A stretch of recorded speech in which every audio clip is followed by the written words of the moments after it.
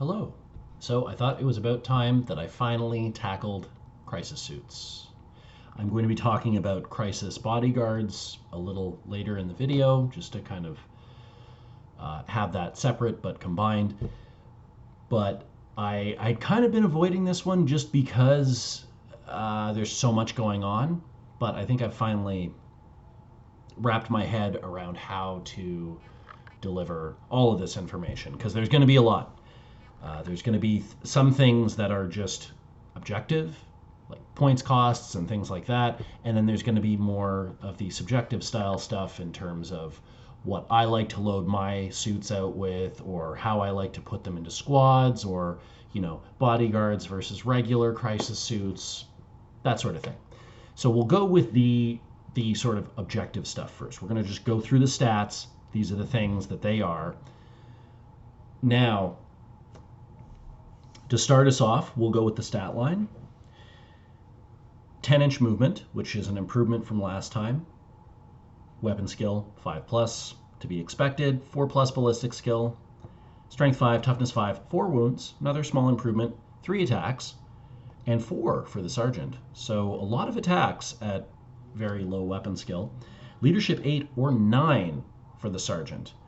And that's actually pretty important. And 3-up armor. That's the same. They can be taken in squads of up to 6.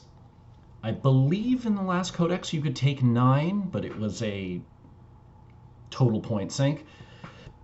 Now, by the way, crisis suits are probably, I hesitate to say objectively, but they're probably the best unit in the codex. They have everything going for them. They have a wide variety of weapon options. They have the ability to deep strike. They have the ability to tank a lot of wounds with some of the drones that they can attach. They have the core keyword, which gives them so many stratagems that they can use, and they can gain the benefits from, say, a commander, giving them reroll ones rather. With that deep strike, there is one stratagem that lets them deep strike and then reroll all their hits. So that's really good. They can take bonuses from a lot of the ethereal invocations because of that core keyword. They can fly. They're also infantry, so they can take advantage of cover. They have it all. They really, really have it all. And now, with the way things are working, they also get essentially a free, not signature system, what's the word I'm looking for? Support system. You could take the shield generator, and it's pretty advisable to do so. It's a good option, anyhow. I'm not saying take it always. That's the only one that costs points, though. The shield generator costs 5 points. Otherwise, you can take one of the free upgrades, which are all pretty cool bonuses, especially as they're free. And free not only in points, but in the fact that they don't take up a hardpoint slot on the suit anymore. So you can take 3 weapons and then a support system on top of that, which is really, really nice. So all of these things combined, the fly, the core keyword, the infantry, the fact that all their stats have improved, the fact that most of the weapon stats have improved, makes crisis suits really, really, really, really good. And broadsides, their sort of competitor in that field, lost the core keyword, so a huge dump on them, which is kind of brutal, but broadsides are still really good. No big deal there, but they don't have core anymore. So, crisis suits, you can take them in squads of 6. They are base squads of 3.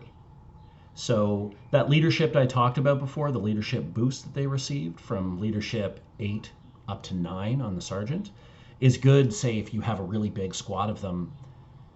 Let's say you lose a few, unfortunately, very rarely are you going to have to take any sort of leadership test. Keep in mind, too, that if you attach a whole bunch of drones to the squad and a bunch of those drones die, none of that counts towards leadership of any kind. Any drones attached to squads don't count towards leadership tests at all. Nor do they count against the median toughness of the unit, which means any drones you attach to the squad are effectively toughness 5, because you're calculating the toughness of the crisis suits, toughness 5, which is nice, especially for things like shield drones when you want them to tank as many hits as possible. Being harder to wound just adds to that, which is really nice. So we're going to go with the weapons here. The weapons, there are, like I said, a lot of options. You've got 1, 2, 3, 4, 5, 6, 7 different weapon options, and you can take them in all variety of combinations, some together, some subsequent versions of others. Anyways, I'm going to stop rambling here and get down to the hard facts. So, used to be that taking a crisis suit with 3 of the same weapon, so for example, 3 fusion blasters, was the way to roll it. Because you got the same weapon 3 times, you could really dedicate the unit or the model to taking out a certain thing. With the case of the fusion blaster, probably some monsters or tanks, things like that. Now, the way the things are costed, the weapons are costed, is that each subsequent weapon after the first one of the same weapon costs more. So let's take the example of the fusion blaster that we just had. If we go to the back here, you'll see, like I showed in my commander video, there are tiers to the cost. So you'll see a dash in between these costs. So if we look at fusion blaster, it says 10 points. That's for the first. Then dash 15 points, so an additional 15 for the second, and then finally an additional 25 for the third. That means for 3 fusion blasters, you are paying 50 points. And that's not including the cost of the suit itself. So that would be an 80-point battle suit, which is pretty darn steep, if you ask me. So Fusion Blaster is an extreme example because it has one of the highest base costs and then the highest incremental rise in cost. So some of them you can kind of get away with a little bit. As an example, Plasma Rifle, which in my opinion is one of the best weapons in the Codex now, is super cheap for some reason. So it's only 5 points for the first one, 10 for the second, and 15 for the third. So it's a total of 30 points for 3 of them, which is not the worst. On average, if you're buying, say, 3 weapons, you're probably going to be spending somewhere between 20 and 30 points for those 3 weapons, depending on the combination you take, because some weapons are cheaper than others. The example, a plasma rifle is 5 points for the first one, or a fusion blaster is 10 points for the first one. So it just sort of depends what you choose. Which ones are better than others? Well, that's kind of a tricky one, because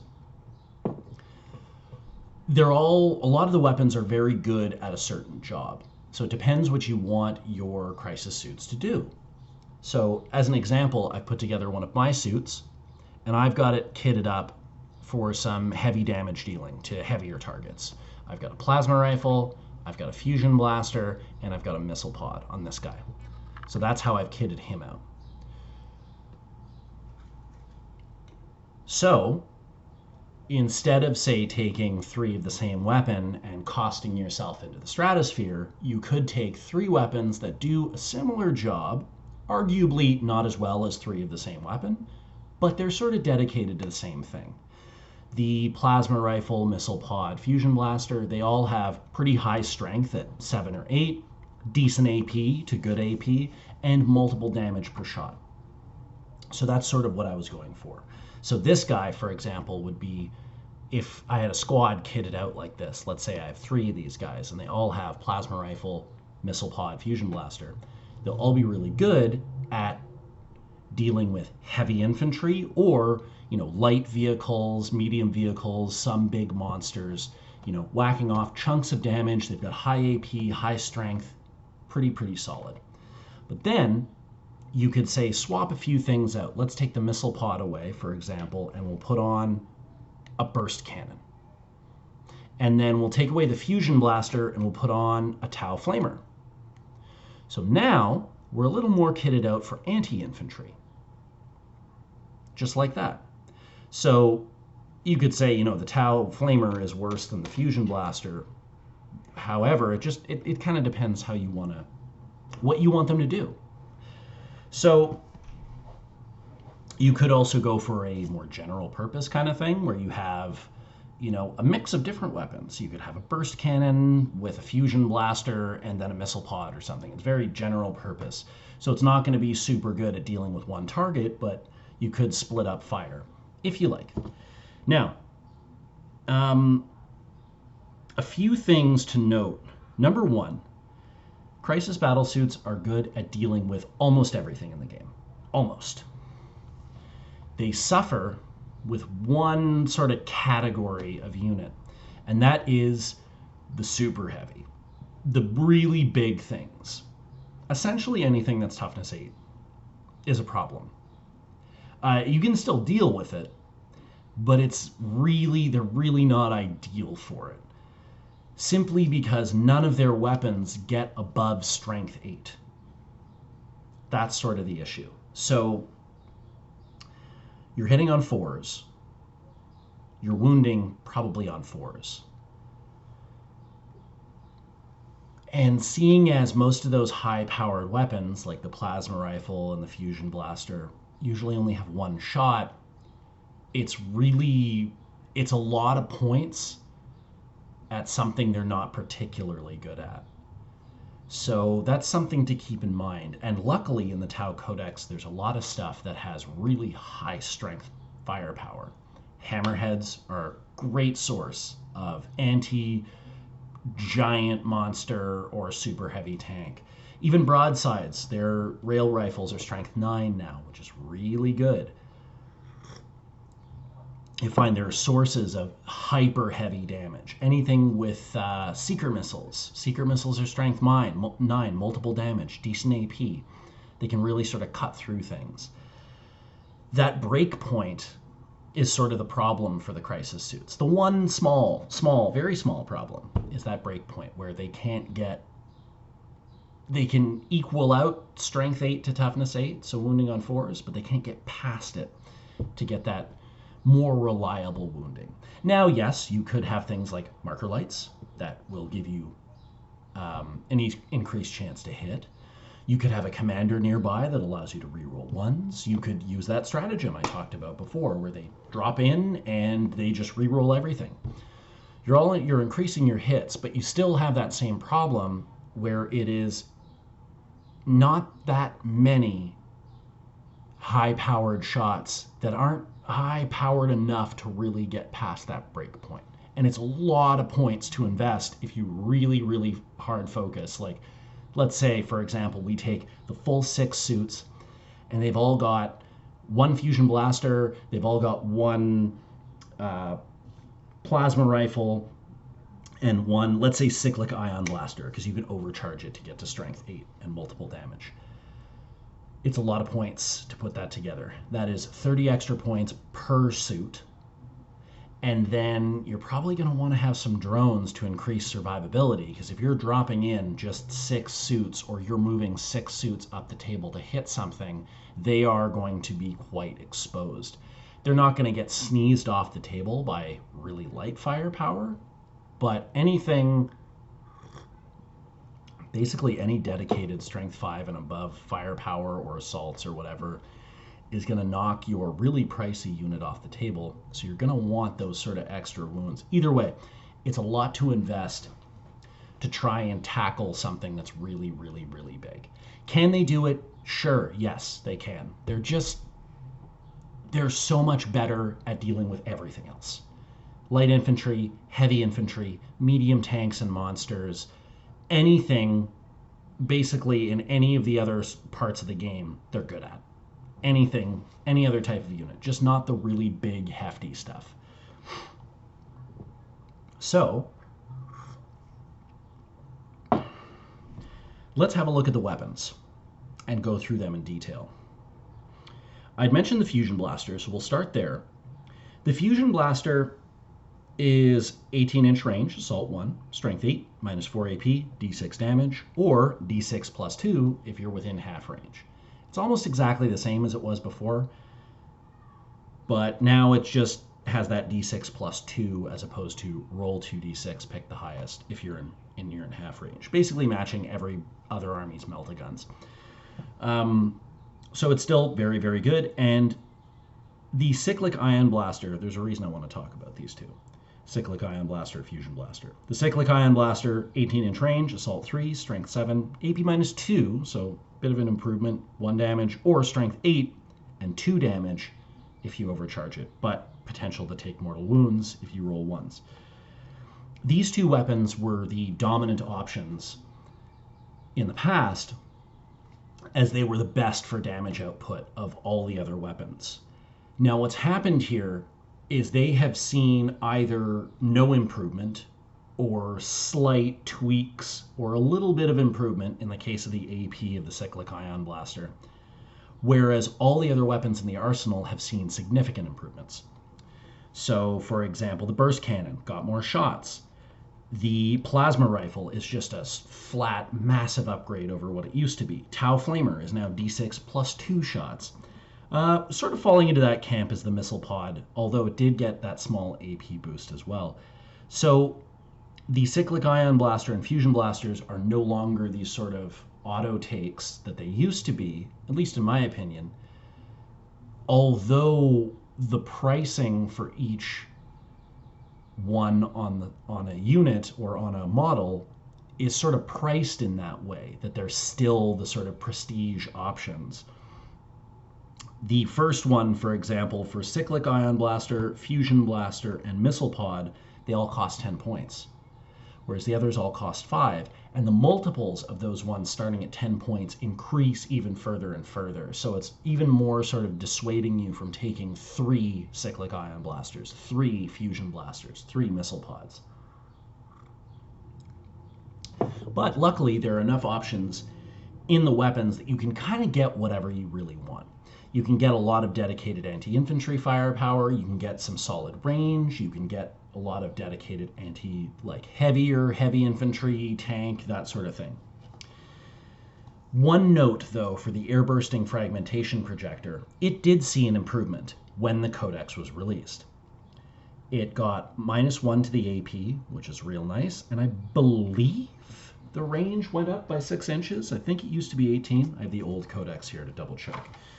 But I believe the range was only 18 in the past edition. I have to check this or it's going to break my mind. Yes. So, not only did it get that, it got the blast keyword as well, which means that if you're firing at a unit that has more models in it, you don't need to roll the dice. You get an automatic set number of dice. Instead of the D6, you just get 6 if there are, I believe it's 11 or more models in the unit, which is real nice. So added range, added AP, and it was the only weapon in the Crisis Suit arsenal that could ignore line of sight. Now, there was a balance patch recently that kind of hit indirect fire weapons really hard, with the exception of Imperial Guard, but they needed a bone, let's be real. So now what's happened is this weapon, whose thing was the fact that it could fire out of line of sight, can still do that, but really not as well. What happens now is when you fire out of line of sight with any weapons, but in particular the air-bursting fragmentation projector, you add 1 to the armor of whatever target you're targeting, and you get a -1 to your ballistic skill, which is pretty brutal. Now let's take into account the other things about this weapon. It's only strength 4, which for Tau is low, and the AP is -1, so that's pretty cool, but it's not amazing. If you're firing out a line of sight, you're not shooting at the same target with your other weapons because they can't ignore line of sight, or you're taking 3 air-bursting fragmentation projectors, that's all you're taking, and you're getting hit with that increase in cost each time, which is, for this one, 5 points, 10 points, and then 20 points for the third one.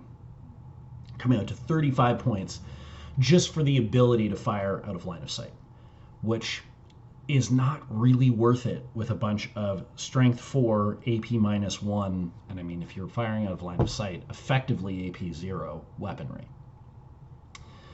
So, air-bursting frag is not a bad option. Now the issue, like you could, for example, take a unit that has 1 airburst, 1 flamer, and 1 burst cannon. And each of those would only cost you 5 points, and they're all really good at dealing with infantry. And assuming you're firing at something in line of sight, there shouldn't really be a problem.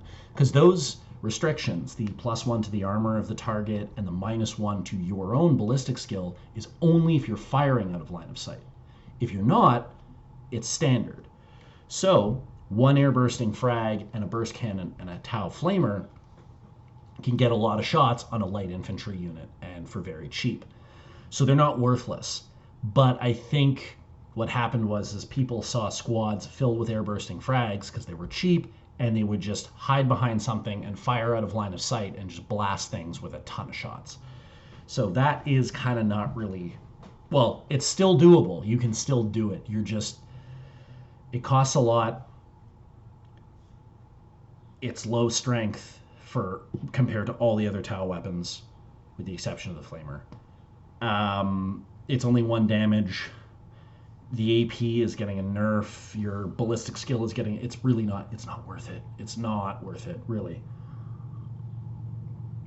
So it's better off to kind of mix and match these. I like the direction they chose, where they're trying to get players to mix and match weapons, because that's sort of always been the aesthetic of the crisis suits. Like, ever since way back, it's always been like picking 3 different weapon systems for all different scenarios, and like that doesn't quite translate to the tabletop from like the pictures and the lore and everything like that. But it now is sort of having to, even though you're kind of probably going to be picking weapons that do similar things. You can, though, there are a few weapons where it's not a bad choice to, say, pick 2 of the same weapon and then the third is something else, just because the cost of the second is not that high. As an example, again, the plasma rifle. The first one's 5, the second one's 10. So it's 15 points for 2 plasma rifles. So you could, say, take 2 plasma rifles and a fusion blaster, and you'd have a really solid anti-tank, anti-monster suit.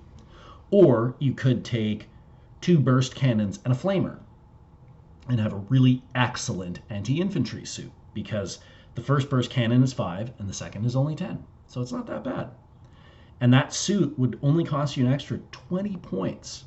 5 for the first burst cannon, 10 for the second, and 5 for the flamer to add the weapons to it. So not a bad call. You could, I mentioned a ranged option before. If you, for some reason, want to maintain distance, maybe they have a heavily melee army, maybe you can outrange them, there's a solid option for that too. You could take 2 plasma rifles and a missile pod. So you maintain that 30-inch range, and you're getting that sort of anti-heavy infantry, anti-tank, anti-monster firepower. So you could do that as well. There are a lot of different combinations. I'm not going to go through all of them, but there's a lot you can really pick and choose. And this is also why I heavily recommend, I recommended it in my commander video, I'll recommend it here again, magnetize, or find a way, it doesn't have to be magnets, find a way where you can swap your weapons out, because I think you're going to want to do it a lot. One, there's going to be things like balance patches, where things like the air bursting frag are going to kind of fall from grace, and others you might want to switch them up game to game. You might want one more suit in one unit, or you might want to change up some of the weapons. You might find that you like plasma rifles over fusion blasters, whatever. Just having them magnetized is going to stop a lot of headaches, and it's also going to be easier for you playing it to know what they have, as well as representing it on the table for your opponent, which is always a plus. So, lots of weapons to choose from. Lots of possible loadouts. Anti-light infantry, anti-heavy infantry, anti-cavalry, anti-monster, anti-biker, anti-light vehicles, anti-big monsters, all the way up to that point. You can do pretty much anything. Now, I'd mentioned the other war gear, so the support systems, as they used to be called. You got a slot for those now. So you take your 3 weapons, and then you get a support system. So you could take one of a variety of options here. The only one that costs points, as I mentioned, is the shield generator, but there's a reason for that. It gives the suit a 4+ invulnerable save, which is terrific, considering it had no invulnerable save to speak of before. Now it's got a 4+. So that's always a solid option. But there are a few others that, depending on how you've loaded out with the weapons, you might want to do something else. For example, we've got Velocity Tracker, which is better at hitting things that fly. You've got Target Lock, which ignores light cover, always nice. Those two are free, by the way. So the Velocity Tracker, Target Lock, free. Multi-Tracker, also free. This one is when you get 6s to hit, you score additional hits. Awesome. You get the Early Warning Override, which is that firing Overwatch, you hit on a 5 instead of a 6, and it makes the stratagem cost less. Keep in mind, using the Early Warning Override on one model means only that model gets to Overwatch on 5s and 6s. The unit still does not have to pay the CP for using the Overwatch stratagem, as you use it once for the whole unit, but only models with the Early Warning Override will be able to hit on 5s and 6s. Now, if you equip the whole squad with Early Warning Override, now they can all hit on 5s and 6s. This will not include your gun drones, obviously, if you decide to take gun drones. And then you've got the Counter Fire Defense System, which gives you access to the Counter Fire Defense System stratagem, which is a way to mitigate a lot of damage. Essentially, if a really heavy shot with a lot of damage, let's say it's a damage 6 shot, for example, the Early Warning Override will turn it into damage 1, I believe. Let me just fact check here to make sure I know what I'm talking about.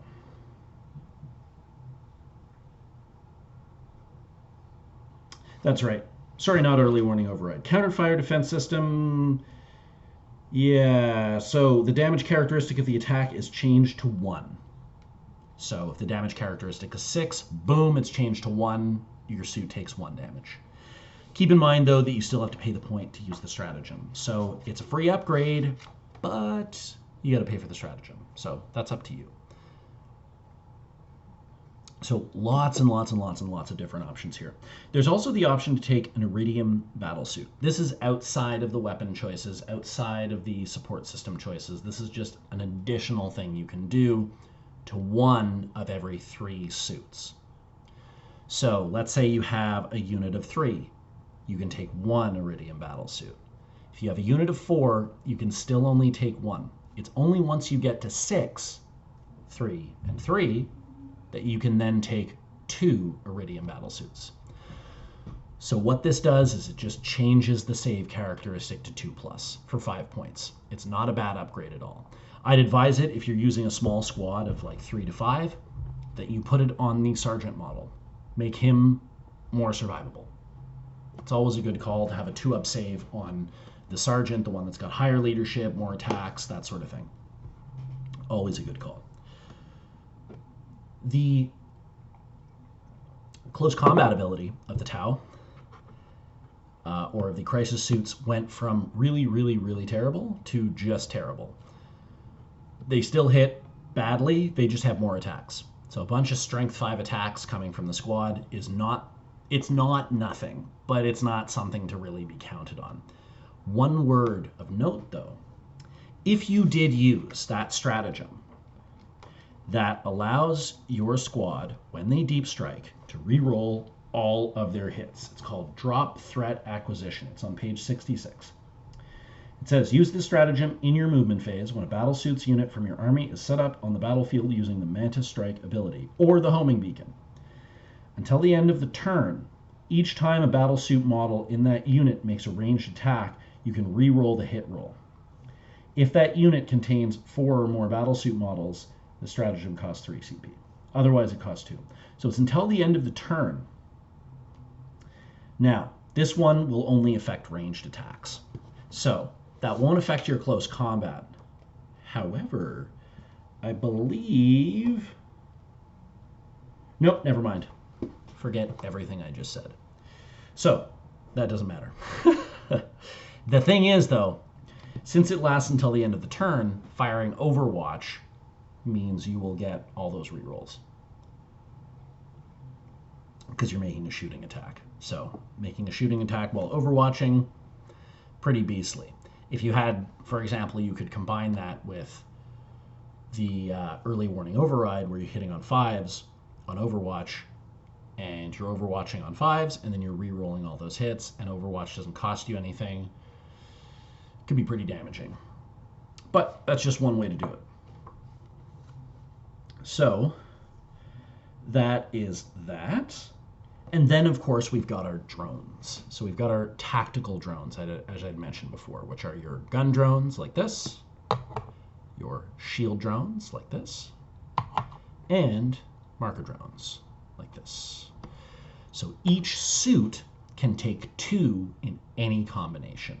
So each suit could take 2 gun drones, or 1 gun drone and 1 shield drone, or 1 marker drone and 1 gun drone, whatever. You don't have to take them, but each suit has access to 2 drones. Some are more useful than others. So it kind of depends how you're building these guys. So this further adds to the options that you can choose. You can have gun drones, say if you want to get in close and get a ton of anti-infantry fire.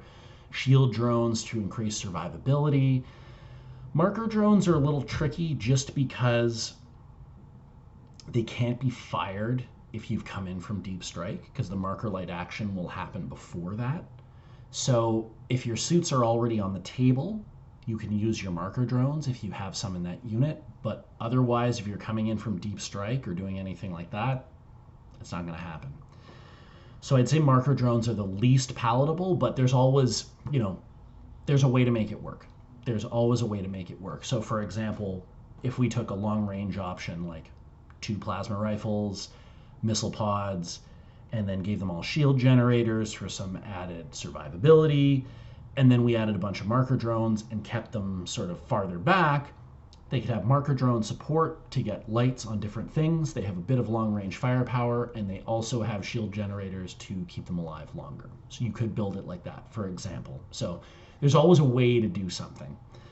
There are virtually no options here for the crisis suits that are like bad options, that are like don't ever take these things ever kind of options. There's always some way to kind of do something. So what I'd like to do, let's see here, we've gone through all the options. We've gone through why they're awesome, because they have keywords and good stats and good weapon choices and pretty reasonable cost for what they are. Let's go through a couple possibilities for what you're going to do. So these are just a couple of options. I want to attack, I don't know what I'm going up against. So I want an option that can deal with heavy infantry, things that have armor, some higher toughness, maybe some monsters, light vehicles. So I have built it the way I showed you before. So what I've got is a plasma rifle, a missile pod, and a fusion blaster. And I'm going to have a full squad of these. So I'm going to have 6, just like this.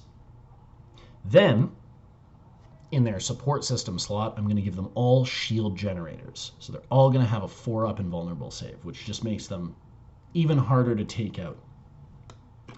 And then beyond that, for each model, I'm going to give them 2 shield drones to further increase their survivability. Shield drones have 2 wounds, they have a 4-up invulnerable save, and killing those shield drones does not affect my morale at all. It just is wounds that are not being taken on the suits that deal heavy, heavy damage. And then these guys, I'm going to drop them in via deep strike on turn 2 or turn 3 and really mess something or two somethings up. The benefit of this, they stay in deep strike. They're really durable with all those shield drones and shield generators. They have very high powered shots, fusion blasters, missile pods, plasma rifles. They can deal with almost everything, not really good at anti-light infantry, but good at pretty much everything else. They're really, really strong shots, and they can stay and survive and be a real pain and a nuisance to remove. But they cost a heck of a lot of points. For it equipped out this way, you're looking at about 500 points for a unit of 6 suits with all those weapons, with shield generators, and with shield drones. It's going to be about 500 points. So it's really, really costly. You're getting a lot for it, though. let's look at a different option.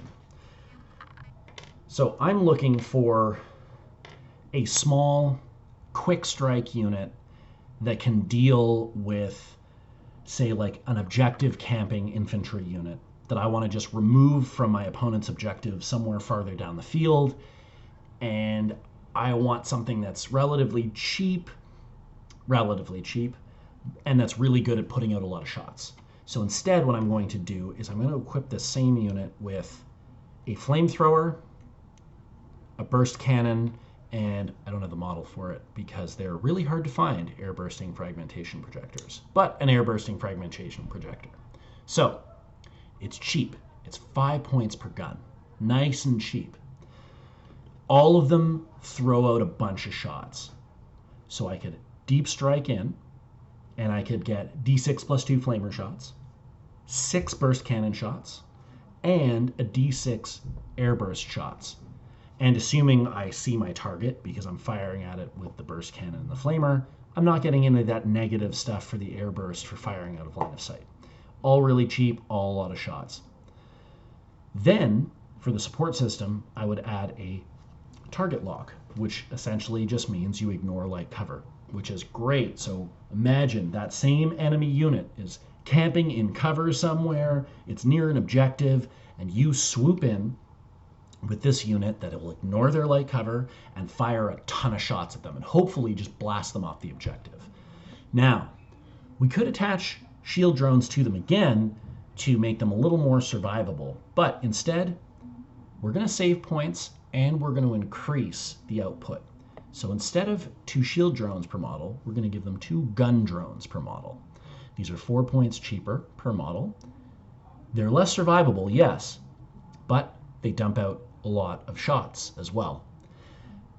Bad ballistic skill, but who cares? It's just more shots, more shots. And those 6 drones can just die before your crisis suits do. So this makes it a little bit cheaper. So if we're doing calculations, I believe that would be probably about half the cost, if not less, than the other unit. So we're just going to do some quick calculations here. I probably should have done this earlier, but this is exciting. You can be here with me for it. So let's say we're taking the unit I had talked about before that has the plasma rifle, the fusion blaster, the missile pod, 6 models, and then 12 shield drones. So this is how it's going to go down. Let's see.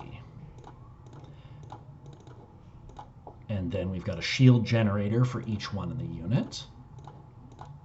And then I'm going to say we're going to put an Iridium battlesuit to increase, because it's only 5 points per model. So Iridium battlesuit on 2 of them to increase the survivability. And then we're going to add some shield drones. So let's say we've got 6, so that's 12 shield drones.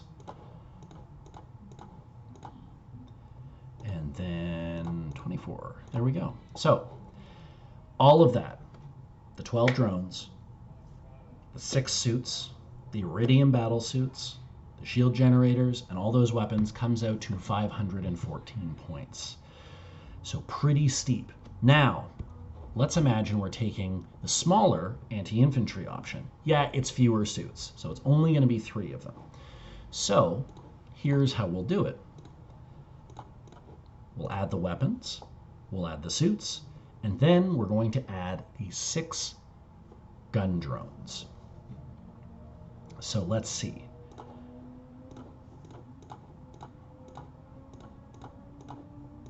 So we've got the 6 gun drones, we've got 3 suits, they've all got a target lock, a Tau flamer, a burst cannon, and an air bursting fragmentation projector. This unit, including drones and everything, is 183 points. So about a third of what you're paying for that big unit. Now, the big unit is obviously more powerful and it's going to do more damage and it's going to survive a lot longer. But its role is different. So, depending, I find, so I had run, for example, a unit of 5 or 6 of the anti-infantry ones with all those gun drones, and it was just so much overkill. where I would target even 2 or 3 units and just blast them off the table. So I found it's a little better, at least in my opinion, my experience, to take a small unit with those gun drones and dedicate just all those shots and just blast into 1 or 2 small units of, say, like 10 infantry, something like that. That really is good for removing stuff. If you're, I'd say, like, yeah, have 3 or 4 or something, but try and keep the squad cheap. This sort of anti-infantry loadout could even be used against, say, Space Marines, just by sheer volume of shots. They're not going to get their cover. A lot of your shots are strength 4 or 5, so you're wounding them decently. Some of them have a little AP added to them, and you're just getting so many shots. You're effectively asking your opponent to make a buttload of saves. We're also including all the pulse carbines that are attached to the gun drones as well. So there's a lot going on there.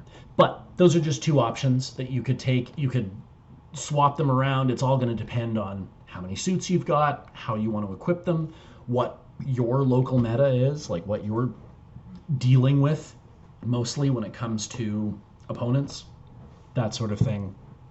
All in all, though, crisis suits are, like I said, probably the best unit in the Codex.